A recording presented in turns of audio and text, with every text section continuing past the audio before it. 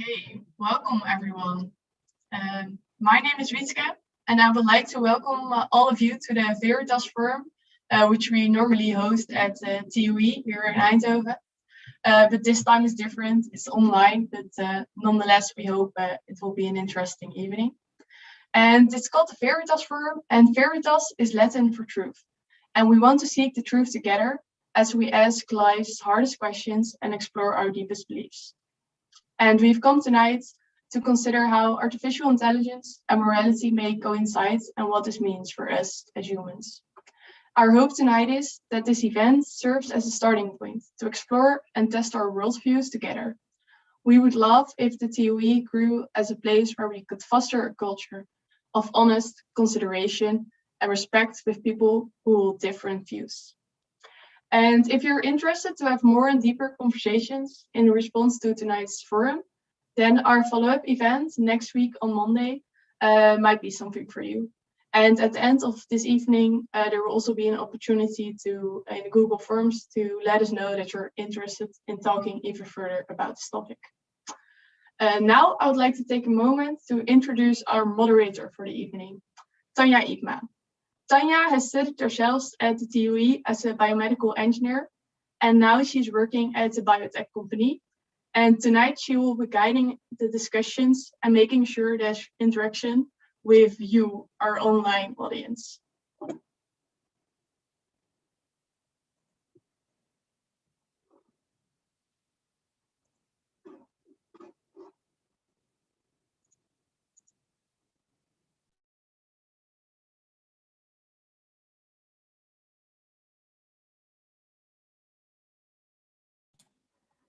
Yes, so I think it's my turn now, right?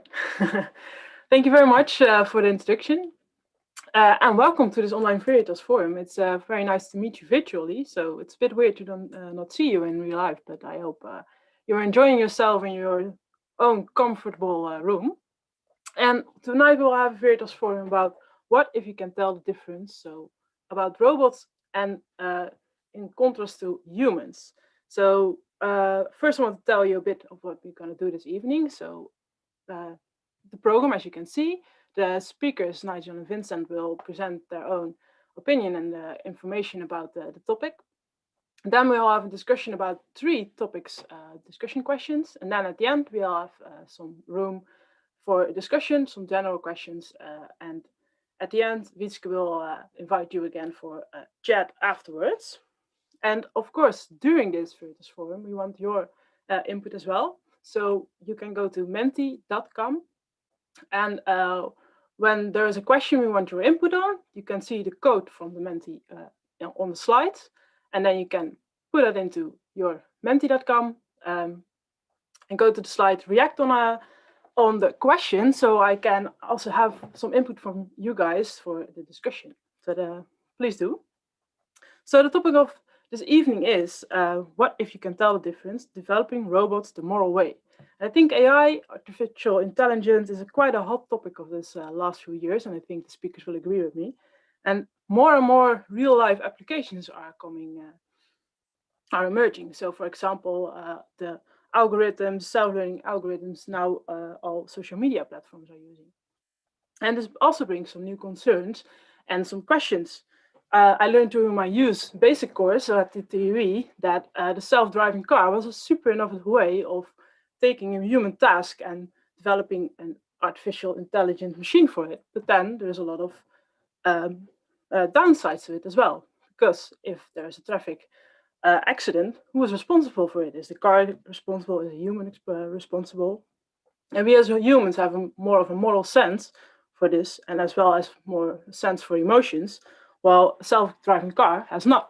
So if he sees a person, and he probably will just ride and see what happens, while we will probably stop giving gas, stop the car, and try to save the person that's in front of us. So questions arise: how does this car calculate the value of a human doing this? Or can we program it to a certain level of morality so that it can make his own decisions on that? Well, there are a lot of questions and a lot of more examples that can be given for this topic, but I'm not the best person to do that at all. I study biomedical engineering, so I'm not an expert on AI, but therefore we have two very nice speakers tonight with us, two professors that are specialized in the research of AI.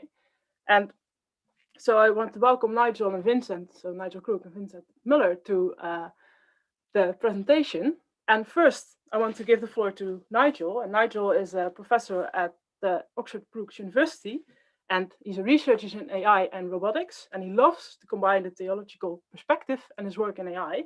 So, and he's doing research on how to develop such a robot with a moral character. So I will give you my remote control. And now you can. So Nigel, the floor is yours. Thank you very much, Tanja.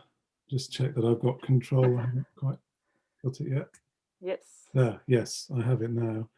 Thank you for that introduction. And I'd like to thank the organizers of this Veritas Forum event for inviting me to join you this evening. I'm really looking forward to our discussion together. Just a brief background to myself. I've been doing research into artificial intelligence for 35 years or more. And I've been a bit of a nomad, as you can see in the path on the right, various different kinds of artificial intelligence that range from looking at symbols and manipulating symbols and logic, to how the brain works, to machine learning, to social robotics.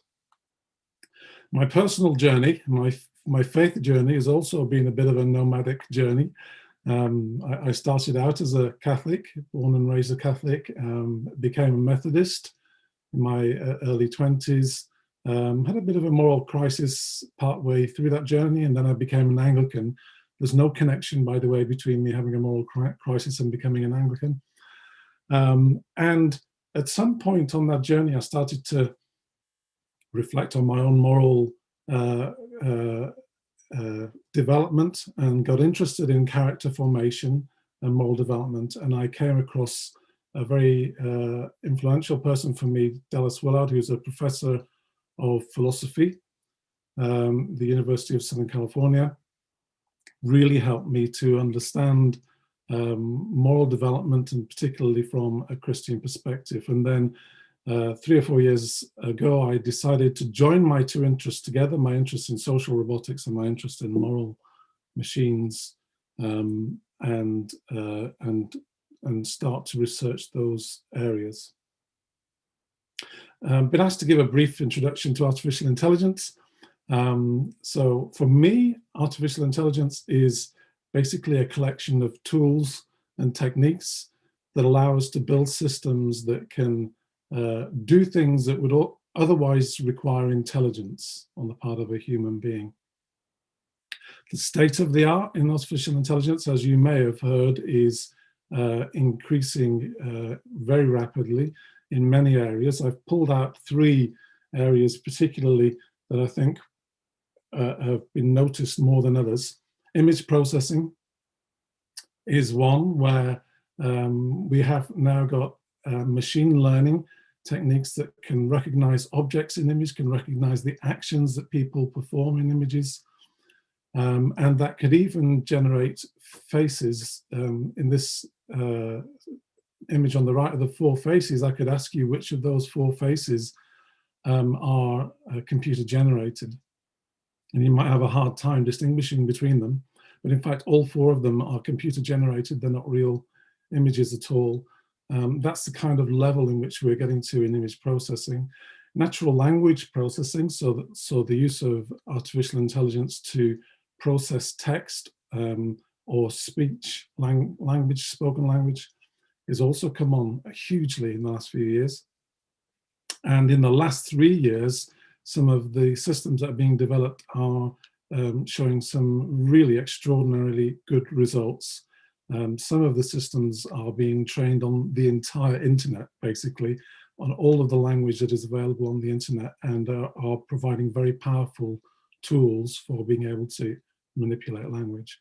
And then, of course, robotics. Robotics itself is a huge area that has grown enormously in the last few years. And Boston Dynamics, probably, you've seen some of the videos of this robot, which is Atlas Robot, and others like it that are very human-like in their movement and are able to walk, climb, run, and jump and do all sorts of things that even 10 years ago was a dream for roboticists. Moral machines, why are we thinking about building moral machines? What is it that motivates us to do this? I think there are three factors, and I'm just going to very briefly mention them now. I won't have time to go into them deeply. The first one is autonomy. Robots are increasingly being given this autonomy to make their own decisions. We talk about an autonomous vehicle, a car, which makes decisions on how it's going to drive from A to B. As a passenger, we just say, I want to go to point B. The car decides how it's going to do that, how it's going to maneuver, take the turns, and so on. And the reason why that is pushing us, I believe, in the direction of wanting machines to have morals is that the more autonomous they become, the more decisions they make without human intervention, the more likely it is that those decisions will involve some kind of moral or ethical implication. The second area that I think is pushing us in that direction is what I call social embedding. And this is where artificial intelligence or robots are finding their way into society.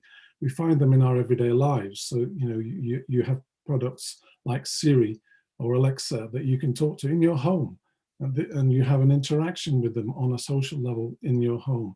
And the more and more these AI systems are being used in social contexts, the more likely it is, I believe, that they will require moral competence of some kind to understand what is appropriate and what's not appropriate behavior within those social contexts. And then the third thing, very briefly, is human likeness. Robots are becoming more and more human-like. We're building more human-like features into them, their ability to speak, to see, to move, walk, to interact with people. And the more we do that, the more sophisticated robots become in their human likeness. The more it is we kind of expect them to have human-like qualities. And one of those is moral capacity. And as we do that, there are different levels of morality that have been identified. The lowest level is operational morality, which basically is you engineer the morals into the robot. The second level is functional morality, where the robot has some ability to think and reason about moral decisions. And then the third level is full moral agency. And what we're seeing is that as technology progresses in these dimensions, we're being pushed in that direction. Some would say towards a moral singularity. In other words, when robots become better than humans at moral competence. I don't believe that myself, and we'll have time to discuss that later. Very quickly, another reason that I think is important to think about morality is that there are many AI systems and robot systems in particular that are being trained how to do tasks by exploration and by being given rewards. And one of the problems that we have is that as we apply these to real world situations, how do we know that the robots will not learn things that we would consider to be morally inappropriate? Here's a diagram of a robot here that is designed to go and collect groceries down the street around these buildings and then take them back to a delivery point. But what's to stop it from discovering that it can actually just steal the groceries of a passing shopper and take them back to the delivery point? And that might be a more efficient solution, so it gets a reward for doing that sooner than it would do if it went all the way down to the collection point. So the discovery of undesirable behaviors is one of the issues I think that we're going to be facing as we go forward. How do we program morals into a machine? Well, there are two basic ways. You can do it top down, which means that you specify rules for the robot to follow, and you may be familiar with Isaac Asimov's 3 laws, or 4 laws as they became. And if you're familiar with that story, you'll understand that that's quite tricky to do. And the other way to do it is to approach it in a bottom-up fashion. In other words, what we do is we train or we teach the robot through experience what is acceptable and unacceptable behavior. So that was a bit of a lightning tour. Hopefully I'm within time. I just wanted to finish by saying that I'm currently writing a book on moral machines. The title is Rise of the Moral Machines, an exploration of moral agency in humans and machines. And I would be really interested to know what your issues are on this and whether or not you are worried about moral machines, and if they came, what would worry you most? So I think we have a Mentimeter question here. There's a Mentimeter number on the slide at the bottom there, and I would love to hear from you. What worries you most about moral machines?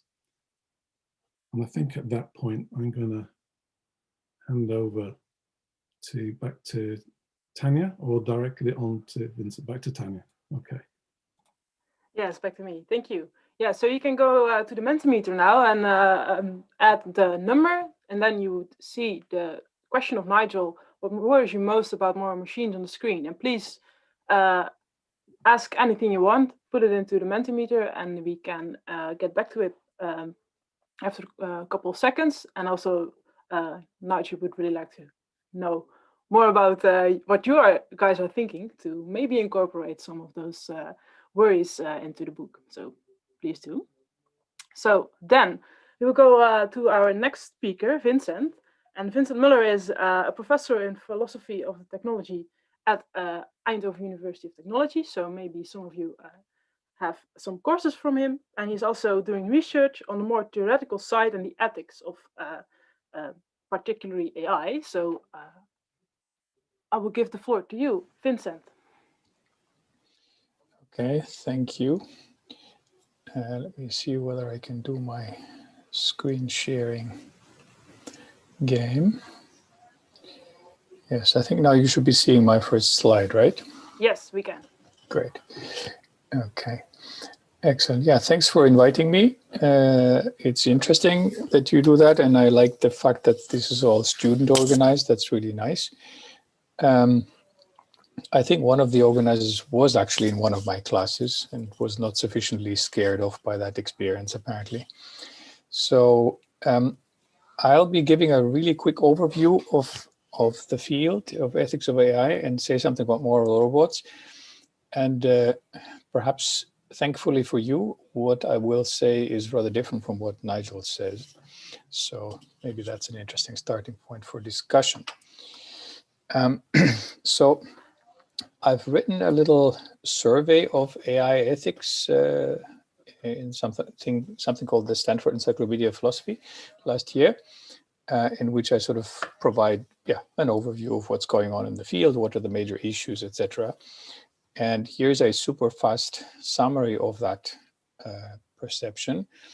So I think the main debates are essentially 5 different debates.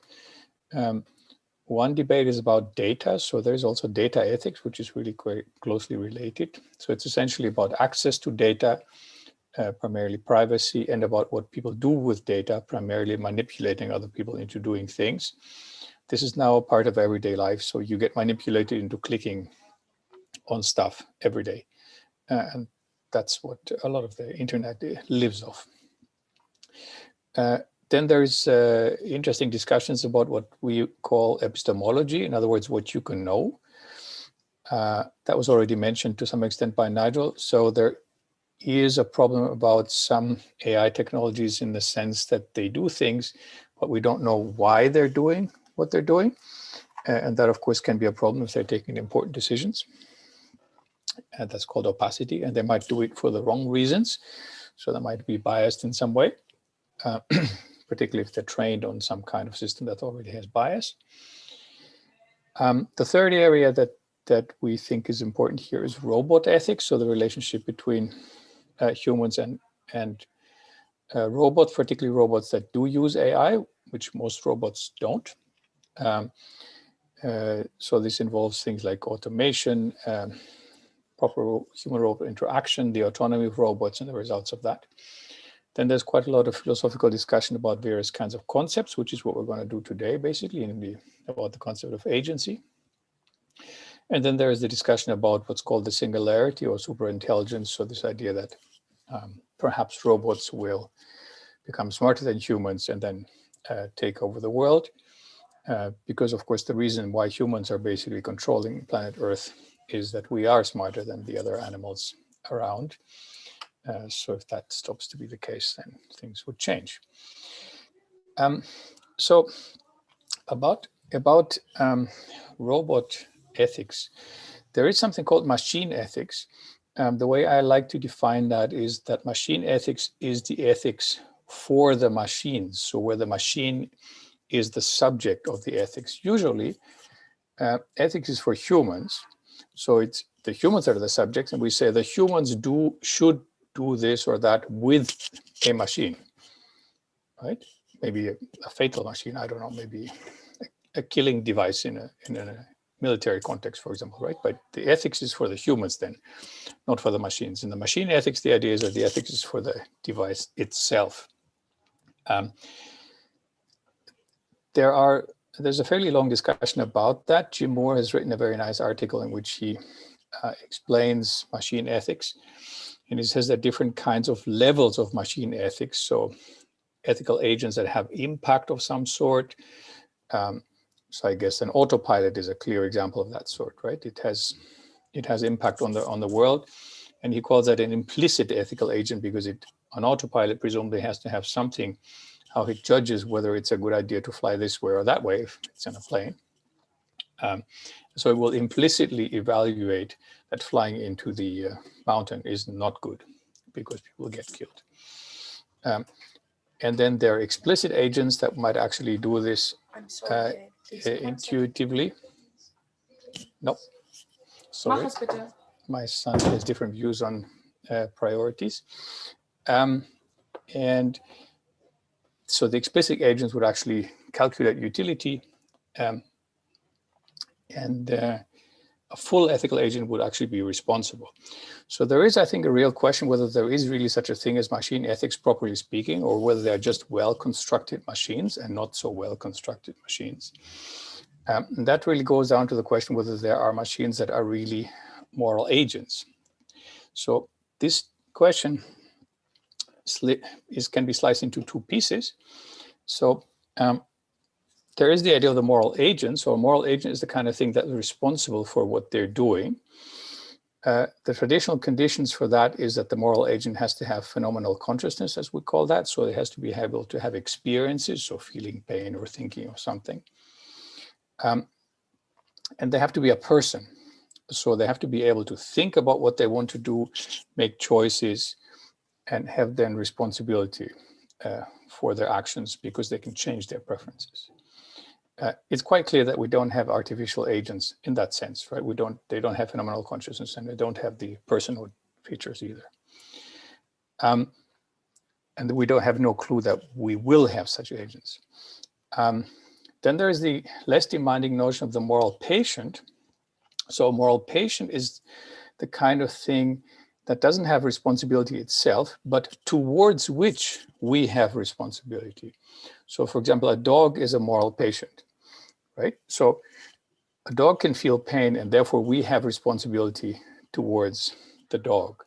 So the requirement for that, in other words, is that it has phenomenal consciousness, but it doesn't have to have personhood. And then we would have responsibility towards it. But again, seems quite clear that there are no artificial systems that qualify as moral patients. So in other words, there are neither moral agents nor moral patients in the AI world. What I'm suggesting is that we should forget about that discussion. And really, what we're looking for is not agency in AI at all, but we're just trying to find a smart way to produce what I call the orchestration of intelligent behavior with all sorts of inputs that we can find. So we shouldn't think of these systems as being agents in the way you and me are. One aspect of that discussion is that we identify ourselves with the help of our bodies as being individuals, and that won't work for AI systems. It might work for robots, but it certainly won't work for most AI systems. So I think the questions that really do exist and are really urgent are the questions that I'm working on now, which is the questions on how we should move from ethics to policy. So we want an ethics for humans, how to design and use AI systems. So we need to figure out how to regulate that and how to shape this. And there's a lot of discussion about this going on in various important political places. The European Commission has a lot of initiative on that, the OECD and the UNESCO and various other activities. And that is the point where I'm trying to have a positive influence at the moment. So that is what I wanted to say. And thank you for your attention. Yes, thank you. I will take over the screen again.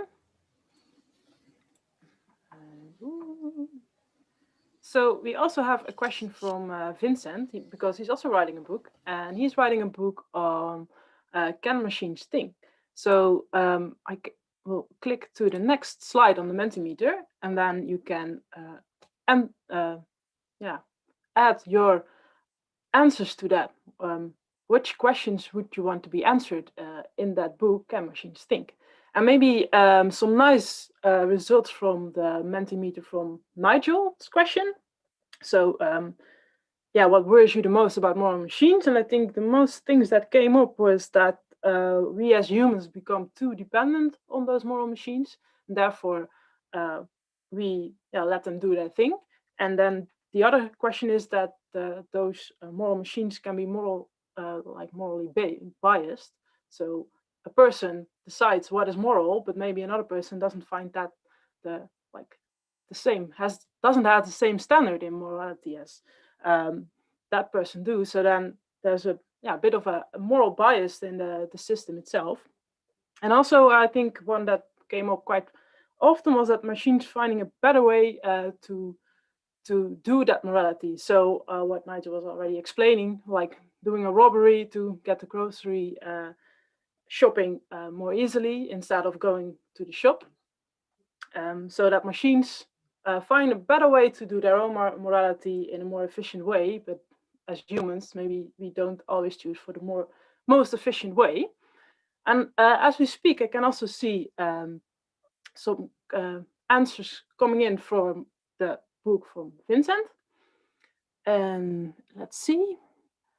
I think, what stops us from totally relying on machines? I think that is one of the questions that someone wants to have an answer on. And also 2 questions that are like, can a machine feel and can a machine feel emotion? I think that's also a question that pops up. And should we teach robots about morals? So that's a bit of the things that come up with the can machines think question. And there are more coming in, so you can keep adding. So Vincent can maybe use some of that in his book. And we will proceed to the PowerPoint presentation again. Let's see. So we will go to the first topic of this evening. And the first topic is, what are the things? No, the first topic. I will firstly explain. It was the thing. Yeah, so the first topic of this evening is, what is the difference between a moral machine and a human? Because I think both of you already explained a bit on that. And because robots getting more and more intelligence over the days as we speak, more and more innovative ways are found to get a really nice robot. Take, for example, the care robot to take care of elderly or take somewhat care of elderly. So the distinguishment between the moral machines and a human maybe become like almost non-existent. So I think Vincent was the first one to share his opinion about this. What is the difference between a moral machine and a human? Okay, I can try to divide it with a continuation of my little talk in the beginning. So I think we tend to be a little bit too generous in making that an easy business to make a machine which would have all the necessary properties. So I mentioned that in order to be a moral agent, the machine would have to have phenomenal consciousness and personhood. So let me explain that a little bit more. So personhood would need to involve that the things that you want to achieve, your aims or goals, are to some extent controlled by your thought.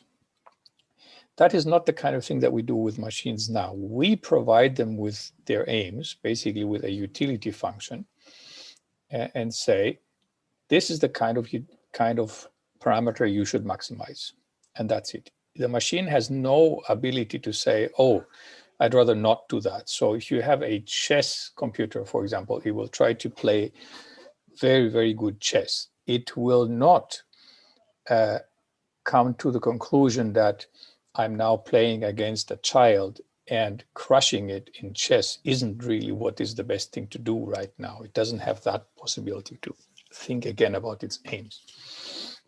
So that is one important difference. It's the kind of thing that people in AI are working on, but I think it's not very promising at this point. And the other thing, as I said, is the phenomenal consciousness, so the ability to have experiences and feelings, which again, we have really no idea on how to do that in a machine.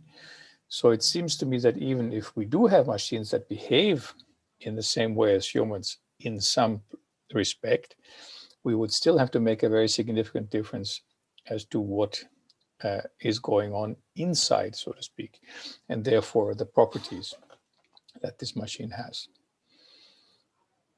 Maybe I'll give you a really quick example for that. So you might have a machine that translates from one language to another.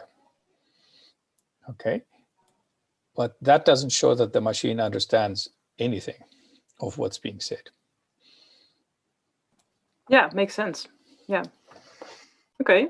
And Nigel, what's your view on this? Do you agree with Vincent or? Thank you. Actually, I agree almost completely with Vincent on what he said so far. The one area that I think I would disagree slightly is with the question about whether or not AI systems can choose their own optimization.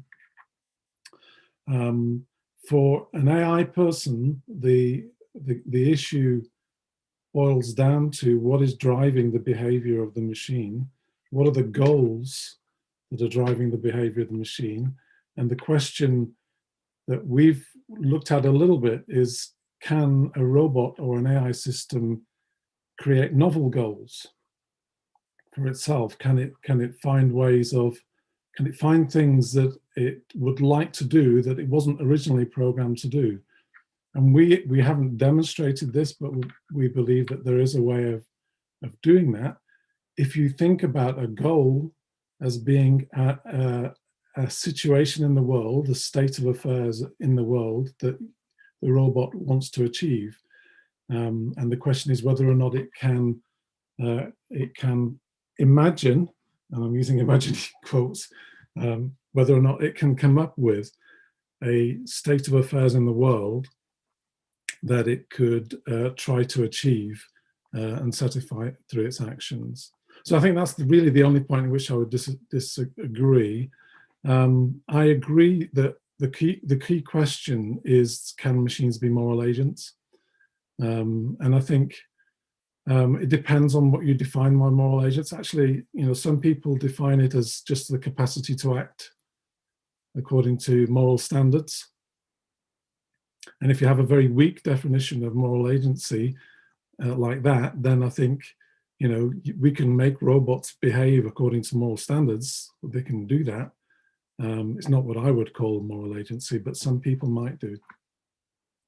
I think if you're going to go more sophisticated than that,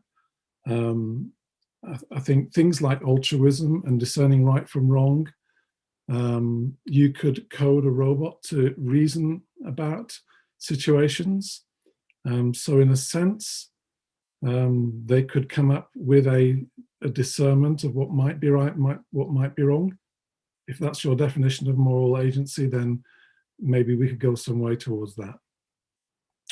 But I think in terms of full human level moral agency, I don't believe that is possible. I think I think Vincent is right. We need to have, the agent would need to have an enduring conscious inner life, and it would need to have the freedom to choose how to act in order to count as a moral agent, in my view.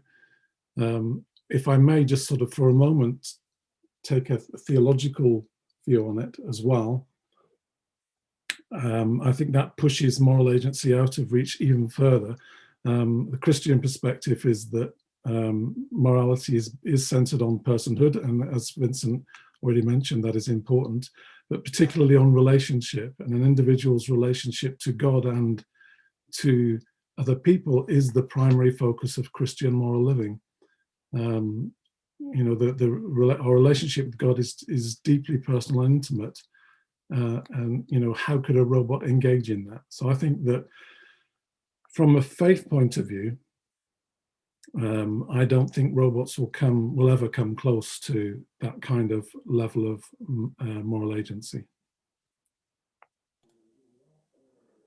Yeah, I think that's also one of the questions that came into the Menti, is that in the future, will the lines become more vague between the robots and humans, or as you say, it will always be a distinguishment between them because we as humans give them a sort of moral set, or we can program them in a way that they will not take over the humans as maybe some people will say. So here's a question. I mean, I think that's a really good question. If I may just respond quickly to that. Here's a question that I was asked by a colleague of mine. We were talking about moral capacity, and my position was that we're trying to simulate moral capacity, and it's not the real thing, as we find in humans. But his answer back was basically, if there is no objective test that can tell the difference between the simulation and the real thing, it is the real thing. And I don't believe that, and there is an answer to that, but some people do believe that. You know, if you can simulate it so to such a level, you can't tell the difference, then there is no difference. Can I add something to that for a second? So I think I should stress that Nigel and I think both are explaining conditions under which we would say that that robots have certain properties. Okay, so Nigel said there are various ways of defining a moral agent. This definition, yes, and this definition, no, and so on. And we can, of course, discuss which definitions are good definitions. What we're not doing, it seems to me, is that we are sort of chauvinists of our own kind, right? So we could say it's just a machine, therefore it can't be having these properties, right? So I have heard people say this kind of things, especially in fact religious people like to say this kind of things, right? There's a really special property that we have, and namely we have souls, and these machines don't have that, and therefore they don't have a chance, so to speak, right? That is notably not the argument that we've been presenting here at all, right? We've just said, what are the properties that we need to have in order to have this feature? Right, and do we have these properties in the machines, yes or no? Right, so my view would be, obviously there has to be an explanation of how the mechanism that constitutes me actually makes me into a moral agent. There has to be something that makes that the case. So if we could reproduce that, not just simulate, as Nigel says, but reproduce it, then we would have an artificial moral agent. Okay, yes, that's interesting as well. Maybe go to another question that's maybe somewhat related, that how can we establish a generally accepted moral code for machines? Because everyone has a different base on what they form their norms and values. So I think that's also the case in here, that both have different, maybe different opinions about the norms and values that a robot should have. So how can we establish that? If one of you wants to react on the question, go ahead. Okay, maybe I can try, since I'm doing the ethics more and Nigel is doing more of the AI, at least traditionally. So this, of course, is a question of ethical relativism, it seems to me, right?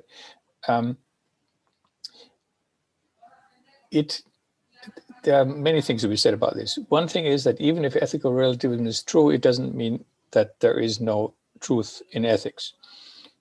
Okay, so if I have one ethical code, and according to that code something holds, for example, that women should have equal rights to men, then in my code they do have equal rights to men. But more than that, the vast majority of people in ethics, as far as I can tell, are not ethical relativists, but they think that there is some kind of ground truth that we can find in all ethical systems, and that we should try to research towards, so to speak. And therefore we have a lot more in ethics than just opinions on things.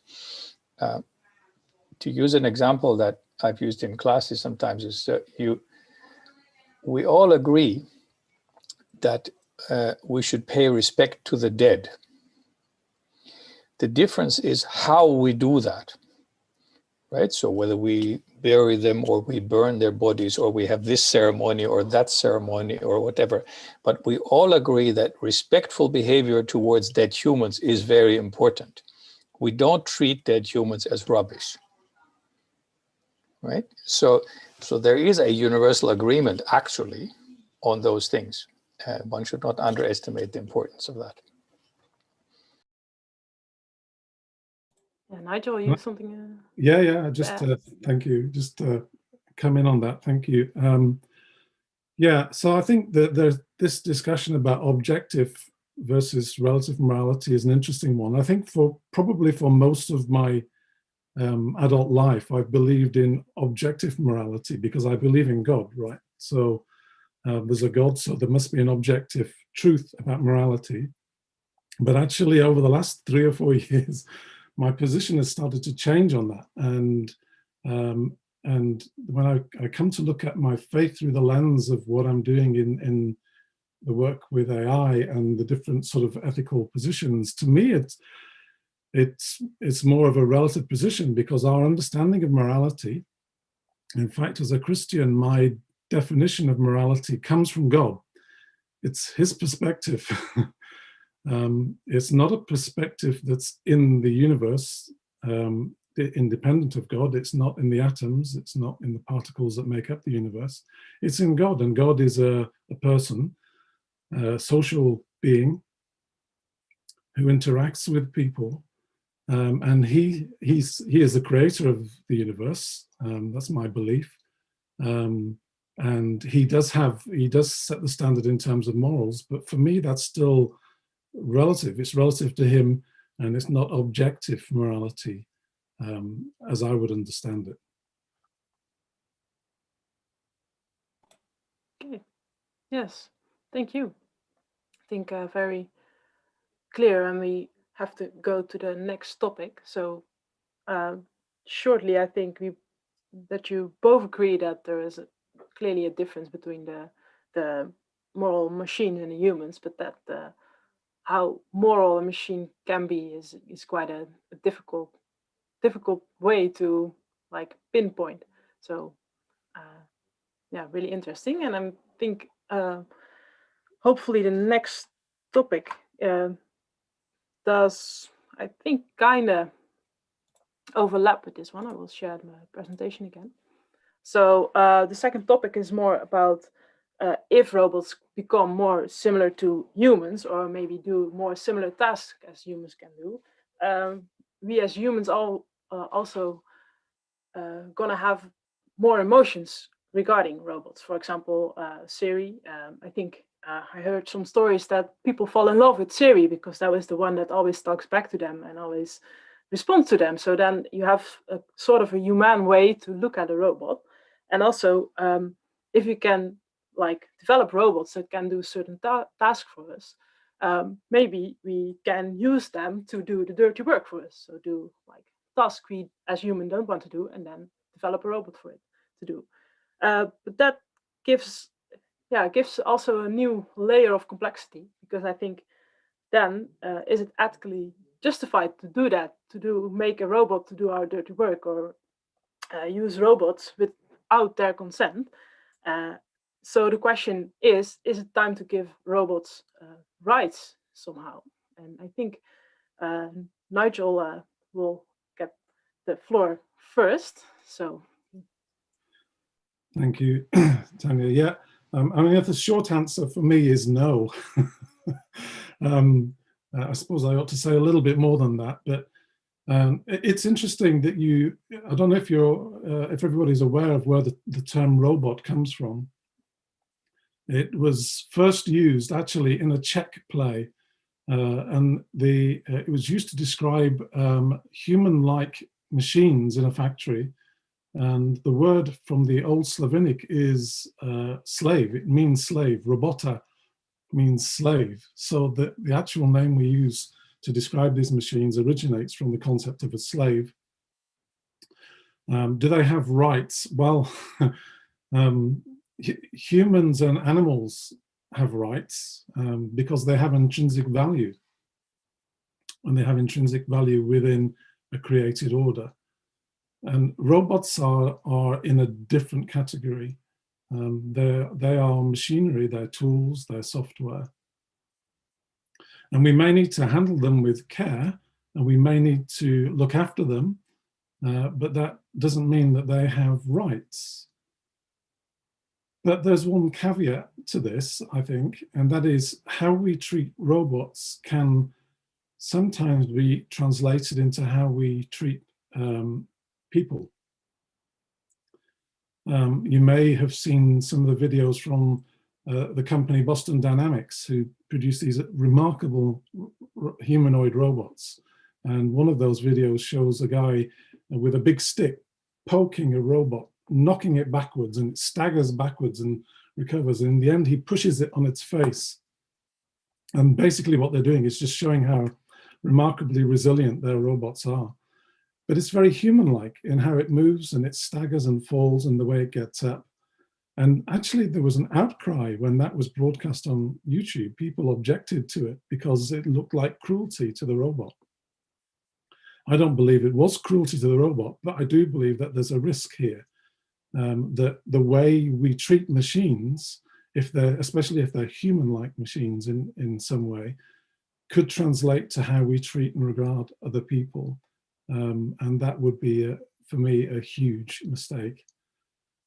So I think we just need to be conscious of the effect that we have of mistreating robots, or even animal-like robots, and what that can have on our moral perspectives as individuals.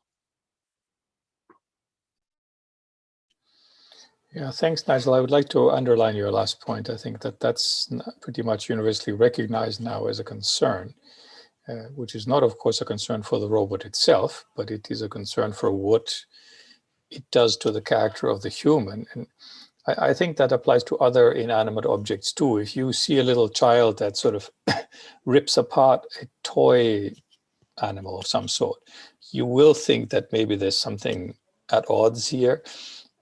Psychologically, and so you can be corrupted by these kind of things. I think that is relevant.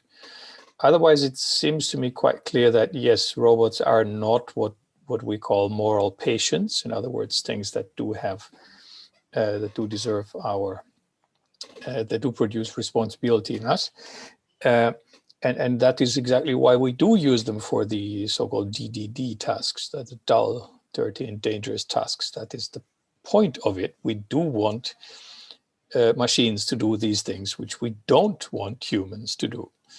I don't know. Recently I had some contact with some people who are working in very deep mining situations. It's extremely hot down there, so they really want to absolutely minimize humans at least exposed to that environment to work down there, because it's really a very, very awful place to work.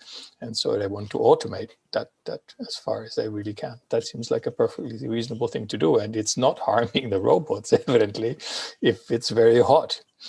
Okay, so I think that is fine. I think this feature of feeling compassionate with robots is really interesting. Well, humans are very, very easily compassionate with things, and we should be aware of that as a feature of ours, right? And you,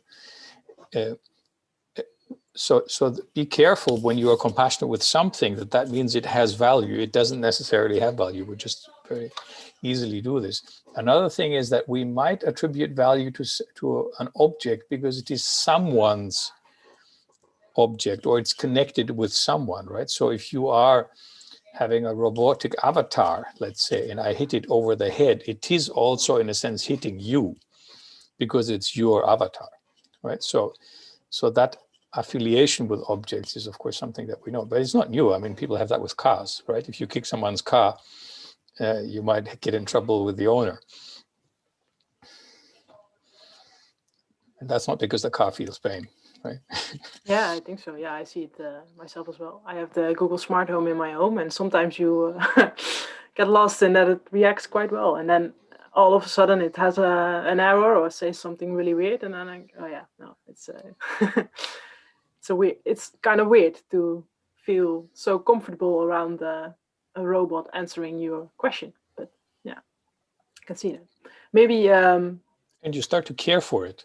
Right. Yeah, I think that is what happens if it was, if it would start, I don't know, coughing or something like that, which it can't have. You would probably feel, oh, it's sick. So. Yeah, I think so. Yeah, yeah, it's super weird.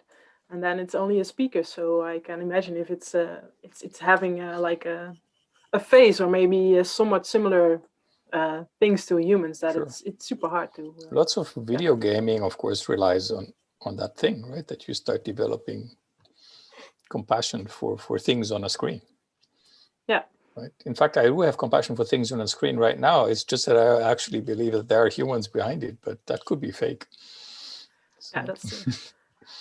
Yeah, so maybe Nigel doesn't really exist. He's just an avatar. Indeed, just AI function.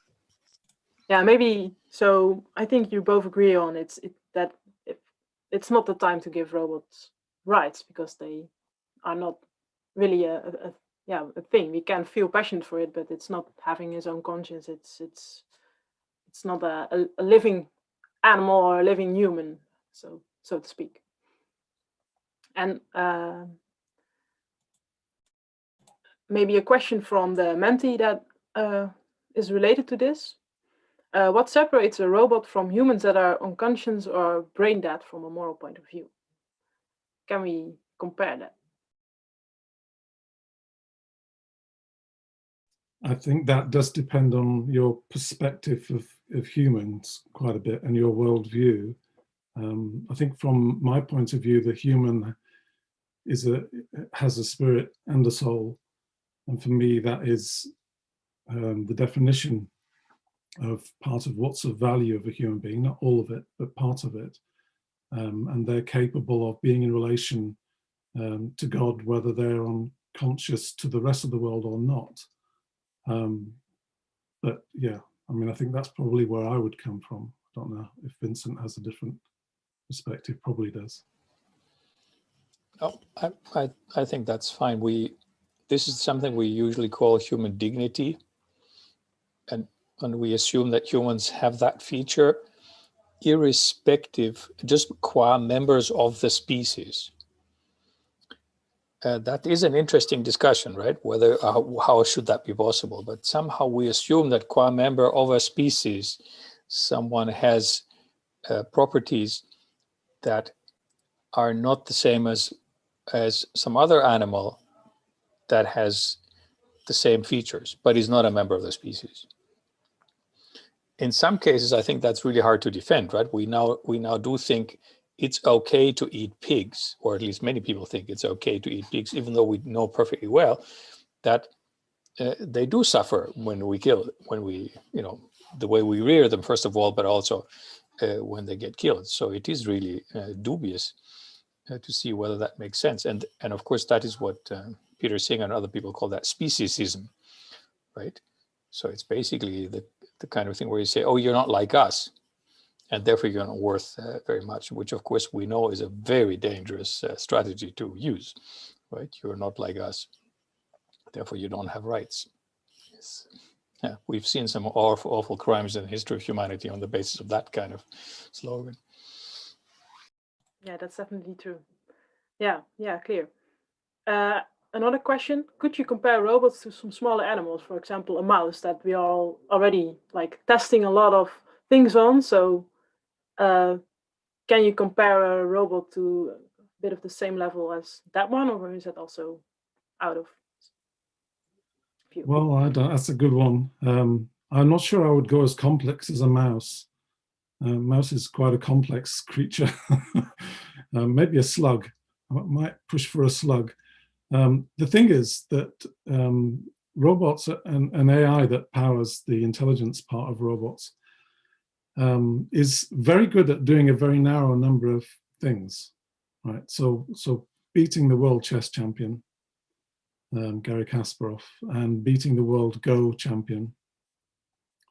I mean, algorithms can be made to do that, but a mouse solves problems that are a lot more complicated than that. And it's an organism, it's a living organism, and you know, each of its cells, if you just take it down to the cell level of the mouse, is phenomenally, as an individual biological cell is phenomenally complicated. You know, we have an A5 poster with really small print of all the different processes that go on inside each and every cell in the mouse's body.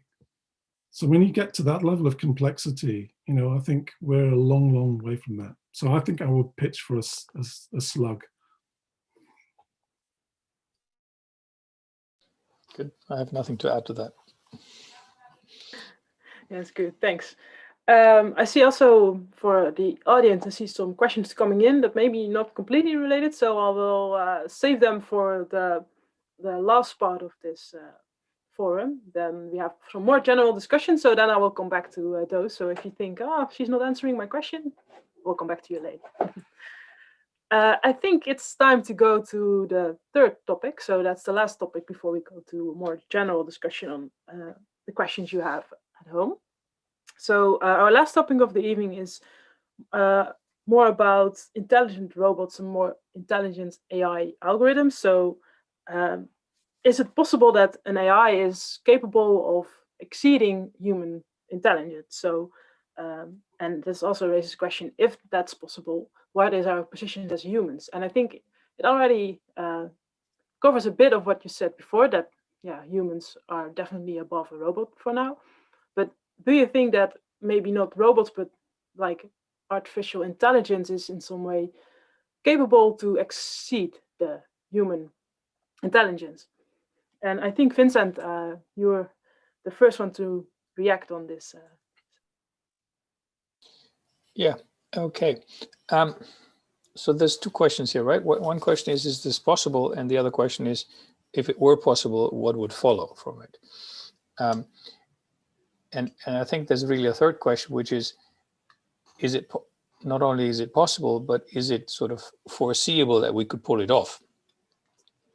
Yeah, I think so, yeah. So as I said a little while ago, I wouldn't want to be sort of a carbon chauvinist and say, oh, it has to be done in the way it's been done by evolution or by God, as Nigel would say. So I wouldn't take that line. It can be done in different ways. That's perfectly fine. Do we currently have an idea how to do this? I think not really, because we haven't really understood natural intelligence sufficiently well, and we are otherwise really throwing dice and saying, oh yeah, we found a good way to do this, and therefore we're going to find a good way to do this, all these other things as well, and how everything hangs together. And that's really a very optimistic extrapolation, because we used to think that, oh, a really smart person is somebody who plays chess. We've done the chess, and therefore the rest of it is going to follow. But we now know that football is a lot harder than chess, even though we don't think of football players necessarily as much smarter than chess players, but that's wrong. They are much smarter. They need a lot more cognitive ability to play football than to play chess. And of course, all the other stuff, right, that people do. So it seems really, really optimistic to think that we are going to solve all these things in no time. It seems to me that it's certainly possible. I don't see any reason, I don't see any arguments why that should not be possible. I do also not see any arguments for saying would not be possible to go beyond human level. there's no particular reason that I've even heard of that somebody would say there's some kind of upper bound that we can't get beyond that upper bound.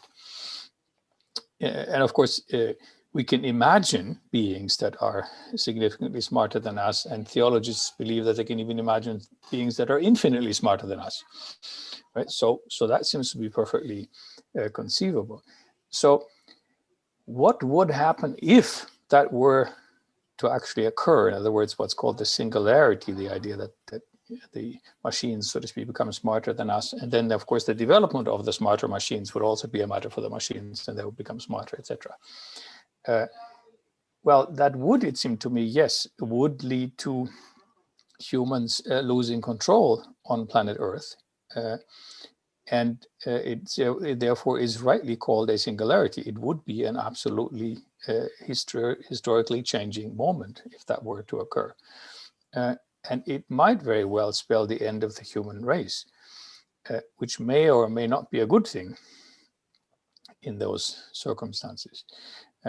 So some friends of mine are seriously working on that question, and not far away from Nigel's, namely at the other Oxford University. And I think it is a question that we should think about. I believe I have a long story to tell why it's not something that we need to worry about now, but I could be wrong. It could be that my story is wrong, right? That is perfectly possible. And if that is the case, then there is a really serious danger which might be around the corner. So is it worth thinking about it? Absolutely.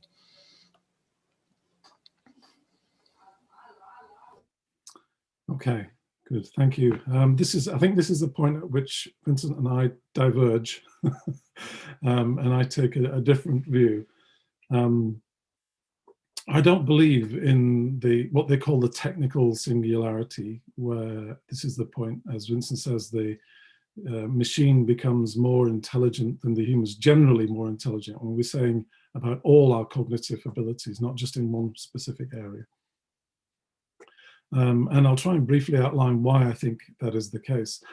The first one is that certainly with current technology, the way we're developing artificial intelligence at the moment is inspired by the brain. So the way that one of the ways in which a machine learns how to do something is to write software that copies the structure of the brain. So you have things called neurons, we call them artificial neurons, and we connect them together into networks, and information flows through these networks of artificial neurons. But what we're calling neurons that are doing all this marvelous stuff, some of which I showed at the beginning of my talk, actually are really simple devices. They're like switches, they're like on-off switches, like light switches, switching a light on and off, or a dimmer switch. They're incredibly simple devices. If you compare that to a biological neuron is a hugely complex biological organism. It is capable of a very wide range of behaviors. It has rich inner dynamics that enable it to perform different functions in different contexts. And what you often see in the people that are working in this area, I've seen them do comparisons, like the number of artificial neurons we can have in an AI system, millions of neurons, billions of connections between these neurons. You know, maybe I don't know what percentage of the brain they can reach, but maybe the brain of a mouse. I don't know. But what they're talking about is something entirely different. They're talking about simple devices that don't have the capacity, the richness that the biological correlate has. So that's the first thing. That's step one. Step two, it involves me just dipping into some work that I did 12 years ago on looking at how the behavior, or what we call the dynamics of the brain, how the brain changes and moves. And one of the possibilities we looked into was the possibility that this is chaotic behavior. Back in the 80s, this was very, very popular. If you're a fan of Jurassic Park, you'll know that one of the characters in the first film was a mathematician who was a chaotician. He talks about chaos theory. And that's basically talking about very rich dynamics inside a brain that gives it a huge capacity. If we take a very straightforward chaotic system, it has an infinite number of different dynamic states it can be in. And we built computer models of that. And we demonstrated that a single neuron that we made, an artificial neuron based on these dynamics, had upwards of 6,000 different internal dynamic states, and it could communicate those out via neuron spikes to other neurons. So we're already talking about a biological system that is vastly more complex in terms of its physical structure, vastly more complex in terms of the way it behaves dynamically than what we currently have in our technology. So we've got an awful lot of catching up to do just with the biology. But I think also taking that to the next level, from a theological point of view, humans are more than just bodies. They have a spirit, and they have the capacities beyond the physical biological constraints. And I think that, to me, is what, where the concept of the mind and consciousness and personhood start to come into it. And I think that we're just never going to reach that level, no matter how much we try and copy the wetware of the brain, no matter how, and we're a very long way from it. Maybe in 1,000 years' time, when we've got really good copies of the wetware, I still think we will not do it, because we don't have the capacity to put the equivalent of the spirit in the machine to enable it to have this enduring conscious mind that is kind of the seat of personhood and seat of personality.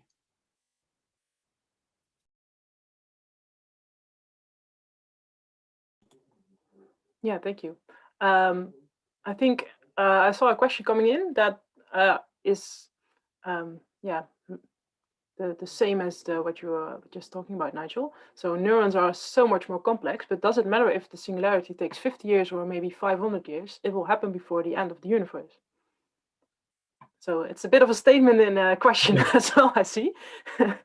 Yeah, but, I don't think I think maybe we could get to the level where we're actually modeling that, but just because we reproduce the hardware, the wetware, doesn't mean to say that we've reproduced the phenomena. And I think that for me, the phenomena is not just about the hardware and the wetware of the brain. It's much more than that. It's also important to realize that this is not what Thomas Kuhn calls normal science. So it's not just that we are on some kind of path, and if we just keep on walking, we'll get there in the end. Even if you walk really slowly or something like that, you will get there in the end, before the end of the universe, because you might be on a path that isn't going there, right? So Bert Dreyfus said that thinking that current AI is on its way towards superintelligence is like two monkeys that are climbing up a tree saying that we made headway to the moon. Yeah, sort of we did, right? But it's not that we can just keep on climbing and then we'll get to the moon. So we have to make sure that what we're doing now is the right kind of thing in order to get there. And that is far from clear. I don't agree with Nigel's argument why it's the wrong thing, but it is very clear that we have no good arguments for saying that it is the right thing. Okay, just because we have achieved some really neat things that we think in a very limited notion of intelligence is intelligence. That is great, and that is going to be extremely useful, right? And that's why we're working on these things.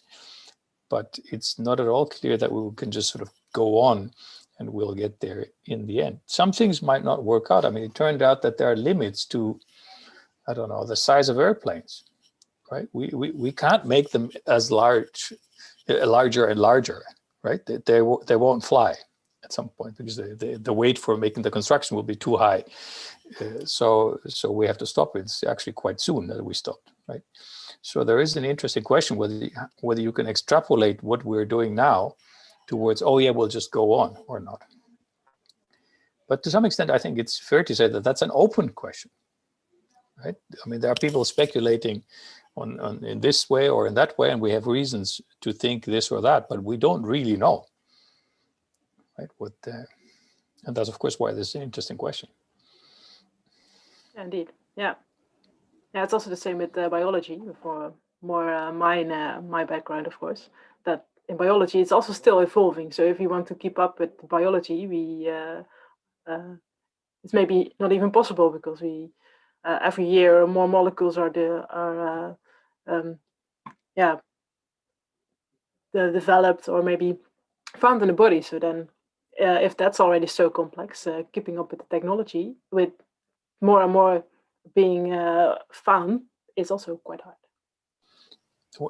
This is a nice example also for the complexity of these things. So actually, we found out that it doesn't just matter to have the molecules in the body.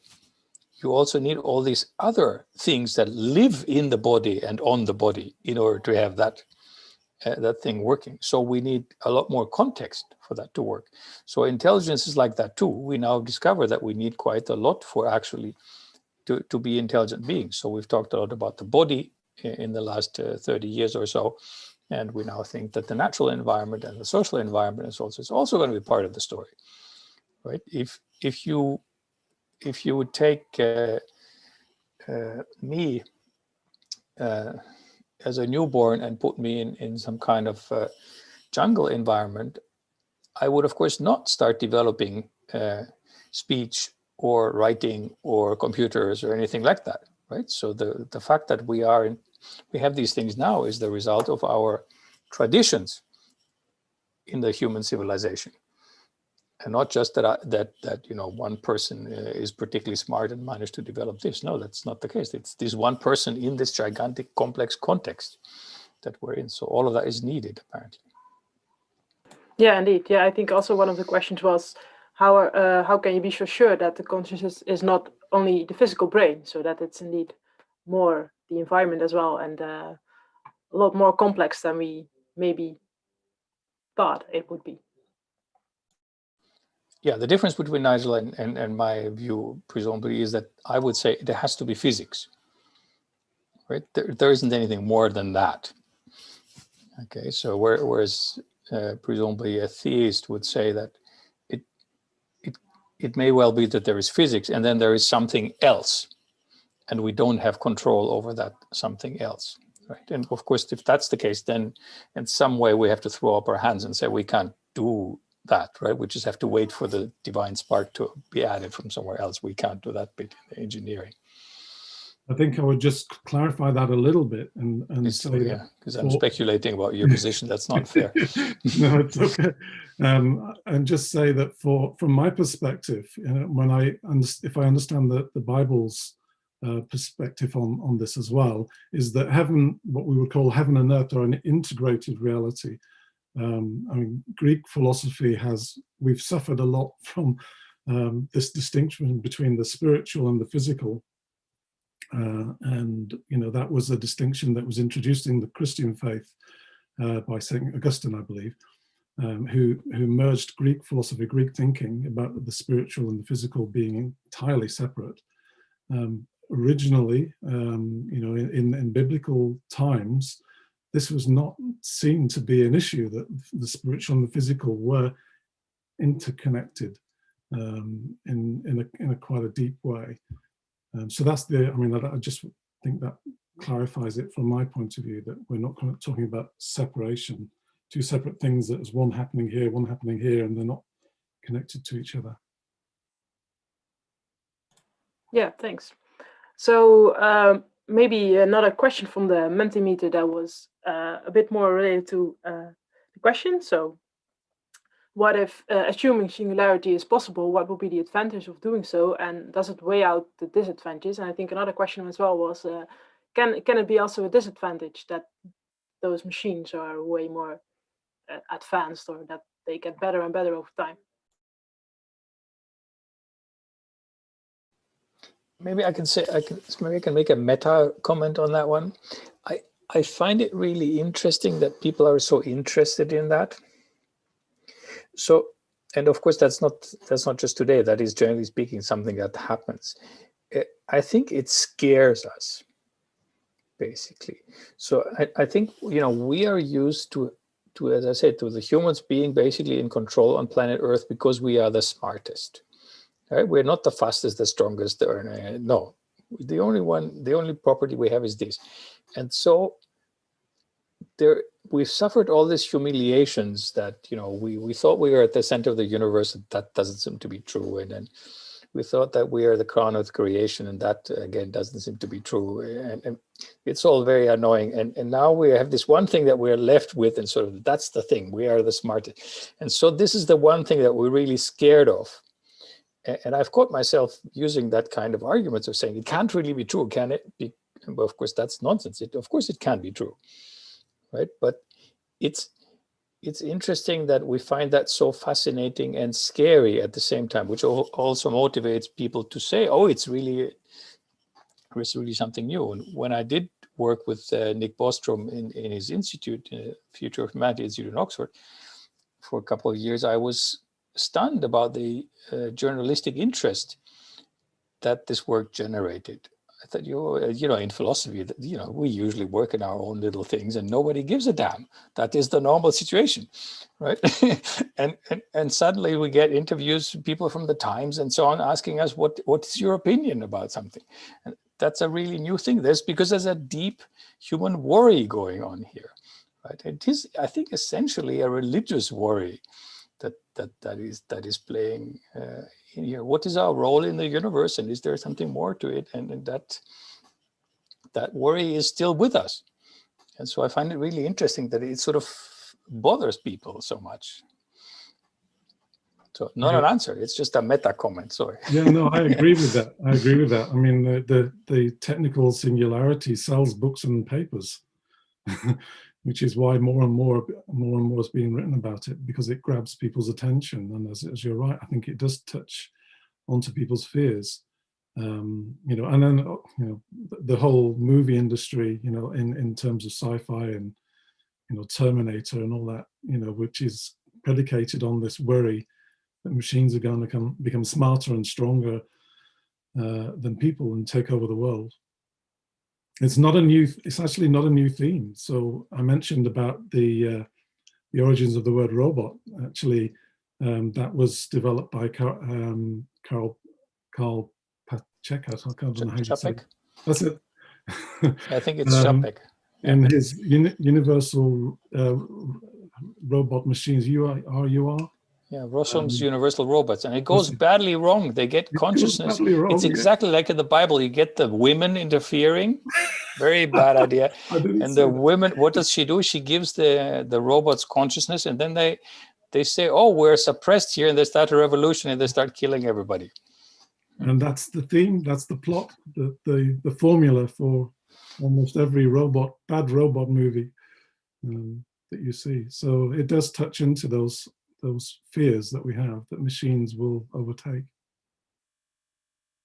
And also a bit the imagination of people, that you can think of something that can be developed as it is. For example, I think it's the movie Ex Machina, where they develop a robot that's like completely a woman, and then the man falls in love with the woman, and then it's almost a love story, but still kind of a weird. It's the same dubious male fantasy, isn't it? I mean, indeed. You can't trust the women. They're always there's always something going on with them. So. Yeah, I would not say so, but as a woman myself, I can say that. Okay, I see a lot more questions coming in that are more of have more of a general feel to it. So I think we will close the topic. What will be the purpose of humans in a world where moral machines are even better than us? And I think for now it's not in the close future, but maybe it is in like a far future. And if we don't let our imagination run faster than that we can, and then we hopefully will be fine. And as I think both of you pointed out, that the way it is now, the state of the art is that we're not there yet. So that's maybe also a good feeling, that we can relax a bit and don't have to be afraid of those developments in AI. So we can go now to the more general questions that we that came in, and I think the one that's, let's see, which to begin with. This one I think it's quite interesting. Can't robot grasp an idea of religion? I can imagine that when we feed all religious books into a generative adverse kind of network, so a generative kind of network, and that it can grasp the overlapping components in religion, so that you can, yeah, like learn a robot about religion, about the idea of religion. If I may, I'll start on this one if I may. I think that's an interesting one. I think that you could get an AI to learn to answer questions about religion and maybe even generate some statements about religion. One of the projects that we're just applying for a grant for at the moment is to take stories, moral stories like parables and things like that, and to try and get a computer program to generate the moral of the story, to output what is the moral of the story. An interesting one to do. But I think, as Vincent said right at the beginning, that doesn't mean it understands the story or that it knows what it's really talking about. It is basically doing pattern matching across lots of different texts. And even if you take all religious texts and put them together and trained it on that, that's what it's doing. It's looking for patterns and similarities across those. And when you ask a question, or if you ask it to generate some text or some statement about the religious texts, it will do so.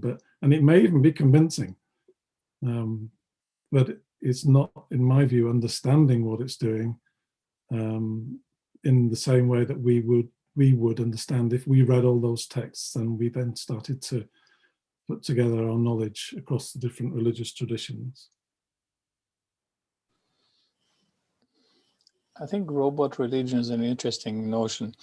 It's often a good idea if you're trying to reproduce some ability in a machine to look at its mistakes. It has to make the right kind of mistakes, then it understands some things, for example, grammar. So if robots start making the same mistakes as humans, namely to develop a religion, then that would be pretty close to general intelligence, I would say. I'd have to say that the humans didn't make a mistake. But yeah, I mean, I think that sure. I think that the best that you could do with a machine is to synthesize different religious traditions. And I think the generative side would just be guided by that synthesis, you know, and it wouldn't necessarily be created or invented, you know, as Vincent is saying, you know, in the way that we think that humans develop religions. I think that there's a general warning there, which I think is the background to what Nigel is saying. So there will be more and more cases of that sort where we get the machines performing certain tasks in a really convincing way. And we are tempted to say, oh yes, therefore it knows so and so. It knows what a cat is. It understands the stories and so on. And so people like Nigel and I will have a lot of work in the future to say, oh yeah, it looks as though it does this and this, but really it doesn't, right? And that will become more and more difficult. And of course, it becomes particularly hard in those cases where we don't know how to find out about these attributes in the case of natural beings. For example, phenomenal consciousness, where we know that we don't judge just by the behavior, but there has to be something else. But we can't measure phenomenal consciousness in other beings. And so that problem is going to be pretty serious, and it's around everywhere. But it's a continuous overestimation of what we can do.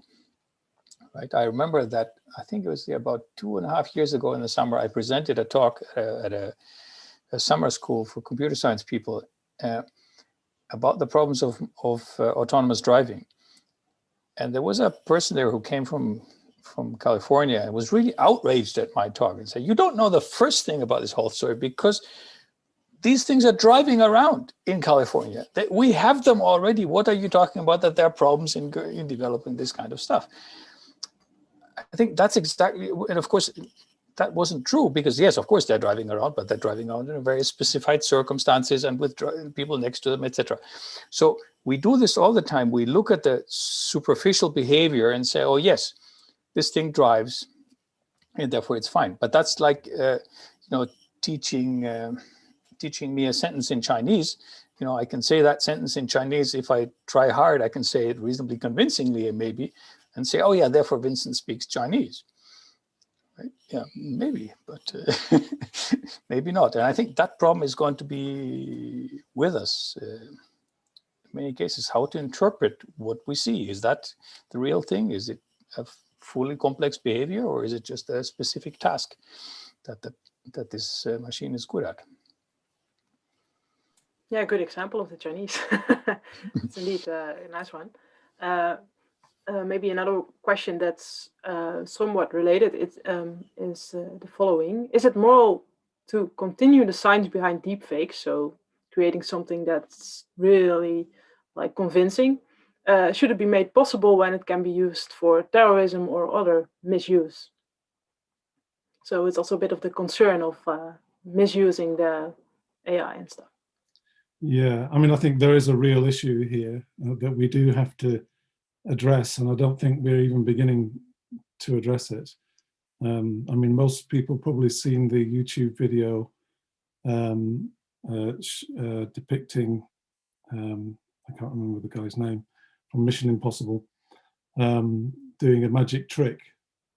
And it's not him. They just use AI technology to replace his face. And if you can do that, with him, you could do it with anybody. You could do it with a prime minister or with a president making a statement that he didn't actually make, and we're already seeing this coming out. And it looks very believable.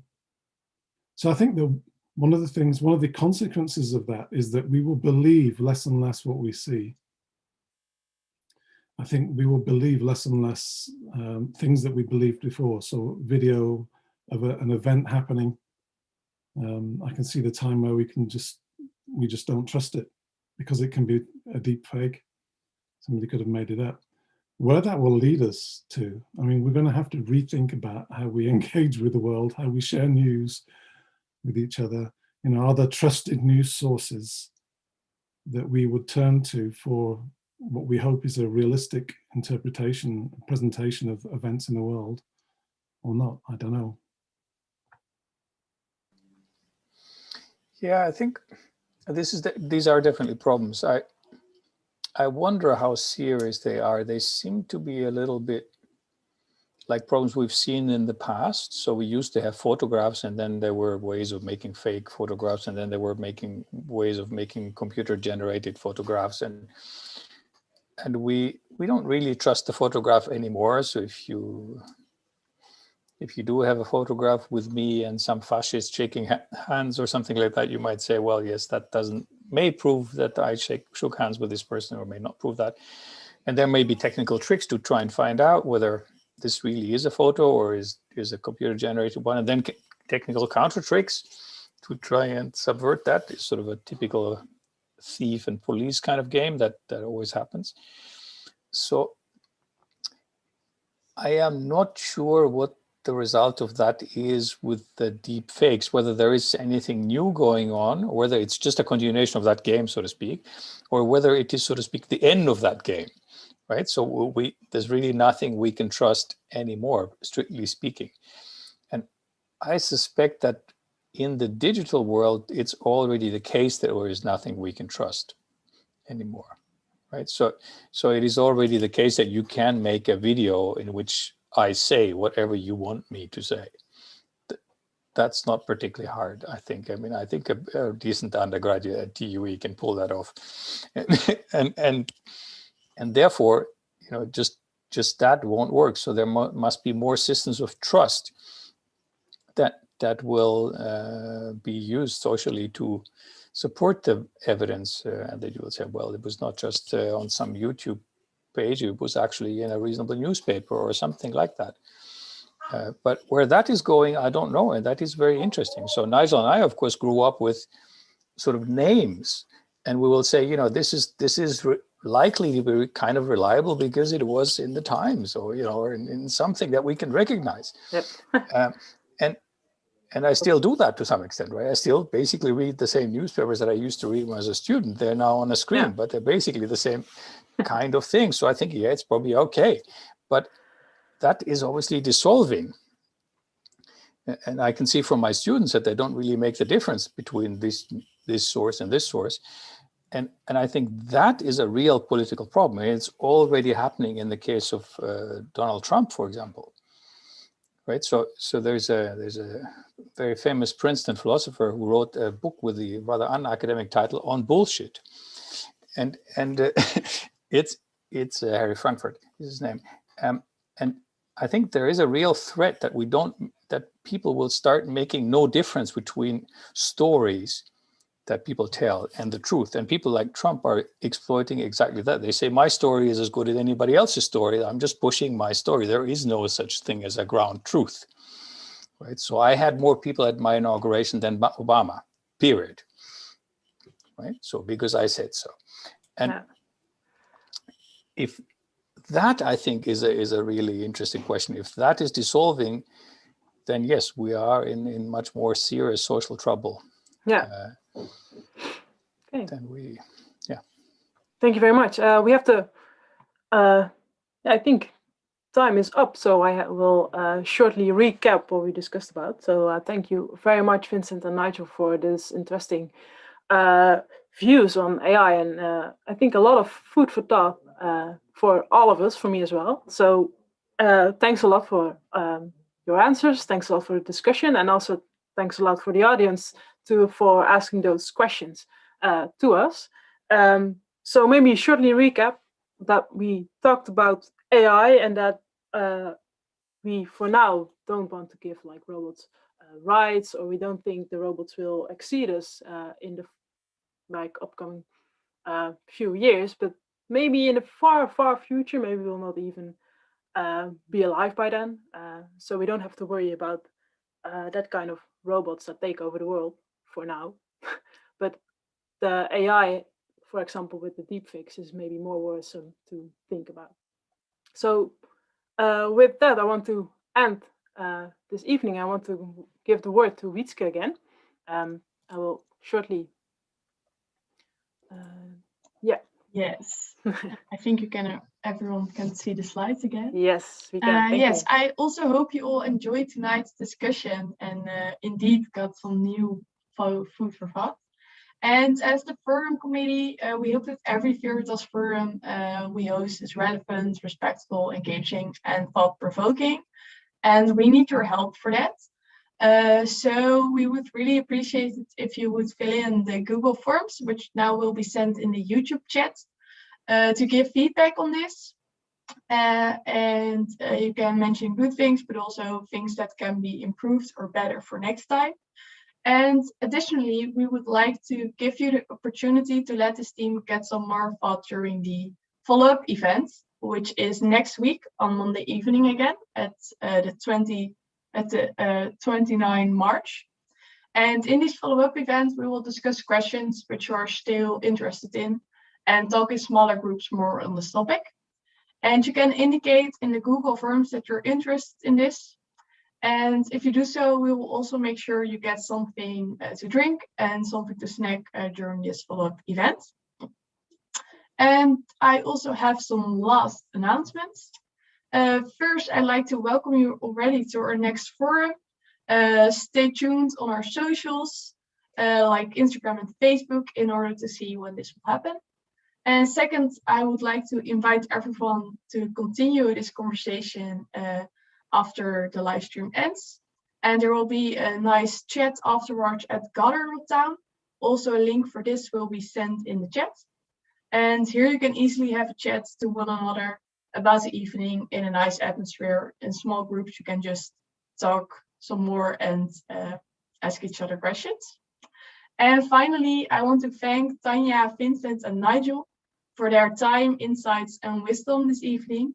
I really enjoyed all all of your nice words.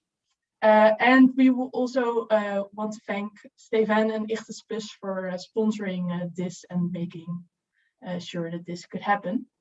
So thank you all and have a nice evening.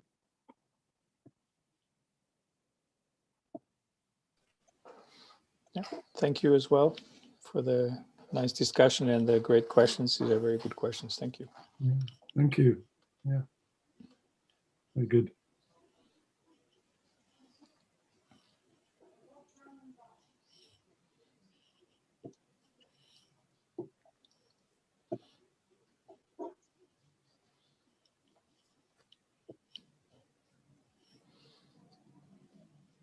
Okay, bye for now then.